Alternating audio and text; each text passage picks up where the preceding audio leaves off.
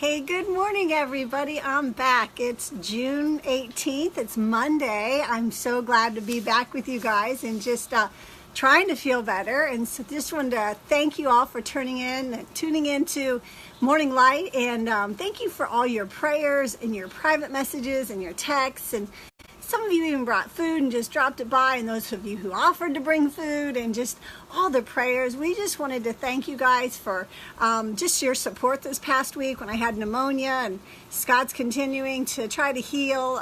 We both have just been pretty sick, and something that's kind of been brewing, I think, for several weeks. It's been about 5 weeks for me, and I think I probably initially got it on that last day of scans when we got all the great news for Scott's reports, and at the James Cancer Center. I know that the next day I became really, really sick, and just kind of been fighting through that. And so, life happens and we keep going, and sometimes we can't stop, and sometimes when we don't stop, God makes us stop. And so this is one of those things that I think brewed up a perfect storm for myself. The last 6-7 months have been pretty tough on us since the diagnosis of Scott's cancer. And so, life got busy, life got hard, life got stressful. And then, there was stressors at work and just constantly being on the go and in and out of hospitals, and things like this happen. And so many times we don't plan on them, we don't want them to be, but we can't help what happens to our bodies that do get sick and are susceptible to illness. And I think when we're down and out for the count, God speaks loudly. And so I just wanted to share this week and today especially what God spoke to me about, and just wanted to thank all of you guys and so appreciate all of your prayers and just your goodness to us. And as always, we're just blown away by all the blessings that come, especially during these times. So just want to encourage somebody today who may be feeling under the weather as well, or maybe who's sick, or maybe who's just sick and tired of being sick and tired, and you're just, you know what, God, I don't know what you're up to, but there's some things that you need to talk to him about, and he may need to talk to you about. And I know this week, as I laid many a sleepless nights from my medication, kept me up quite a bit, that we had some really good time of fellowship and talking and just in the Word and just praying for a lot of you guys. I know sometimes my prayer life isn't always the best, and so it's amazing when you're flat on your back and sick how much time you have to think about everybody else and pray for them in times that you typically wouldn't. So I just want to encourage a lot of you that have been praying for me. I have also been praying for you as well. And so something that God gave me early this week, and something that I think is really true, because I know a lot of you are worried about us and how do we keep going. And I think that even amidst a storm, that great things can come from it. And Peter, we know when Peter walked out on the water, we read in Matthew 14:28-30 that a terrible storm came up for him, and they were just all in the boat and very frightened. And sometimes things come suddenly, sometimes things come slowly. Some, like mine did, it just came upon me and I knew something was wrong, but couldn't quite get a grasp. Well, I just wanted to share with you that if we trust in God's plans, that they're to prosper us, like I teach you guys all the time, and not to harm us, that we can relax and enjoy the present moment. And that means even if we're sick, even if things aren't going well, even if things are hard, that we know and we can trust that God has the plan. There were many nights I would say, God, what are you up to? What do you want me to know? What are you trying to teach me in all of this? And so there were many things he did teach me.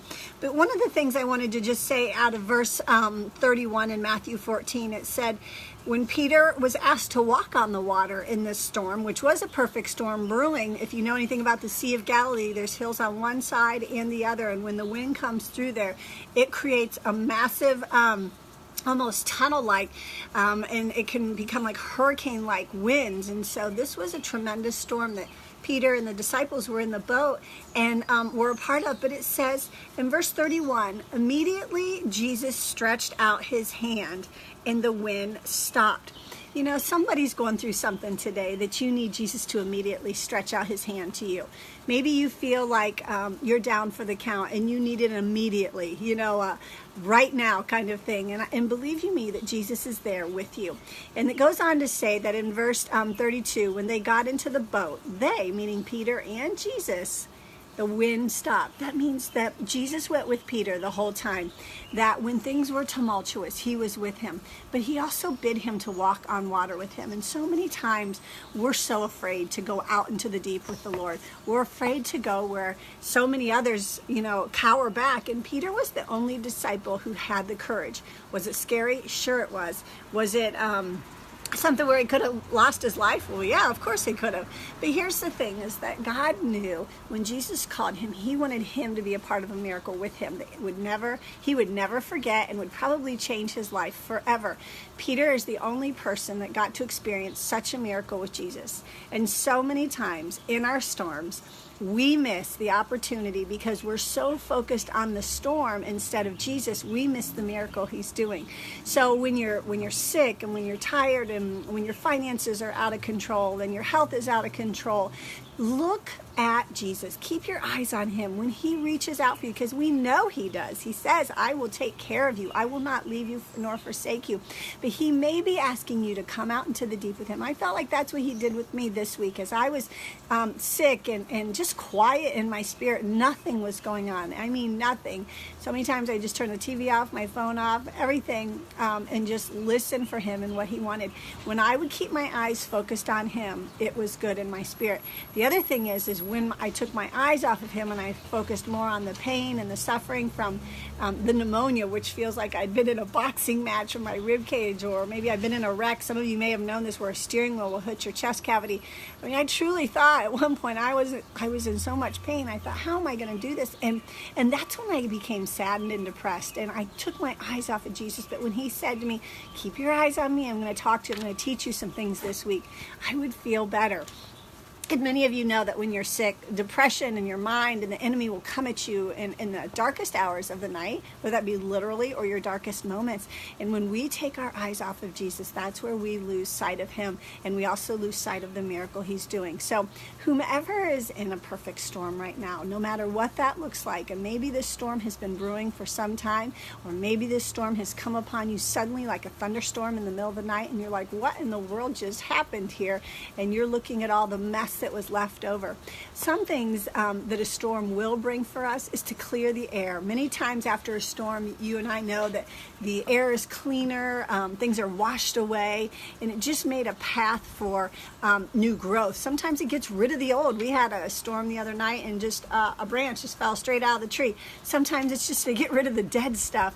So many times I think we look at the storms as something negative in our life, when so many times it's for good. So I want to encourage somebody today, and for those of you that are worried about us, I just want to give you a verse that the Lord gave me this week, that he goes with us, and no matter what we're going through, or no matter what we are yet to face, I have my trust in him, and I know that the plans for us are good and not to harm us. But I want to share this with you, and it's found in Psalm 52:8, and I'm going to leave you with this. And this is I kind of took this as my own, and I'm hopeful that somebody will take it as their own too. Is, I am like a green olive tree in the house of God. I trust in the steadfast love of God forever and ever. If you know anything about an olive tree or olive branches and the making of olives, that there is a process of being crushed to make pure olive oil. There is a process that it is hard. Olive trees have to have an east wind and a west wind. And I'll talk to you maybe a little bit more about that this week, but they have to have a certain dynamic for them to grow and to produce olives. And I feel like that sometimes, that, God will allow that east wind to come in and blow things over. And that east wind was the same wind that brought the hurricanes style winds in the Sea of Galilee. And it also, the west wind is another source that we have to have for the olive tree to grow and be strong. So many times we cower back when those storms come, and we watch people go through storms, and we're like, I don't want you going through this. One of the toughest things, one of my friends, I remember going through a hard time, she was, I just want to go with you through this. And I said, sometimes we don't get to have a companion with us other than Jesus.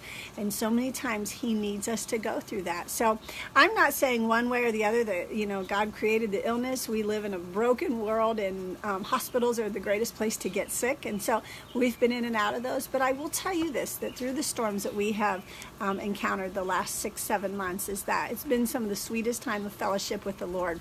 And I believe Peter was the same way during this storm, that when things were at the toughest and things looked like they were out of control and things looked like that he may lose his life, he also got to experience a Jesus that so many of us don't get to, because we're not afraid. We're too afraid to go out and step out with him. We're not courageous enough to step out. And when Jesus stretched out his arm and said, he doesn't have to say anything here. The wind just stopped. The world is at his command. And for those of you who think the world is out of control, the society might be, but God is not. He still sits on his throne, and he's still in control of everything. He's in control of the government and man and everything that's going on. And sometimes we feel like, God, where are you in the midst of these crazy storms? He's right there. He's right there walking on the water. And so many times it's that time in your life that when the perfect storm comes, whether it's long coming or short, that he asks you to come out and just walk on water with him. So I just want to encourage you today. I want to thank you all for all your love and support and all your goodness to us. We just can't thank you enough. The pneumonia is almost gone. My chest is clearing. Still have some pain in my ribs and stuff, but I know each day I'm getting stronger.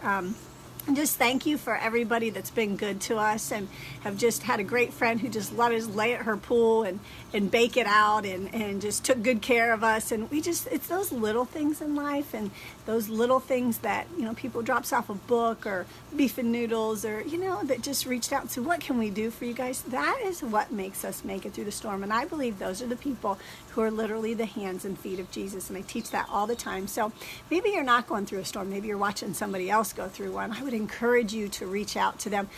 Maybe don't even ask what they need. Just take whatever they need. I know for myself, one of the things I've learned during this process is, a lot of people say, well, let me know if you need anything. Well, as you and I both know, most times when we're at our worst, we rarely ask for what we need. So one of the greatest blessings have been to me are the people who just come and do. They don't even ask, they just do it. And so would you be that person today for somebody else? Just, go mow their grass, go buy some groceries, go send them flowers, take them chocolate.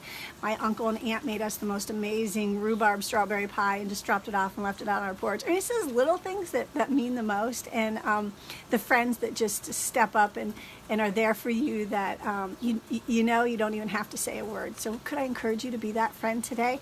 And if you're feeling sick, would you reach out? Would you come out into the deep with the Lord, even if the clouds are brewing and the sky is dark, and Jesus says, you know what, come out here with me, I'll take care of you.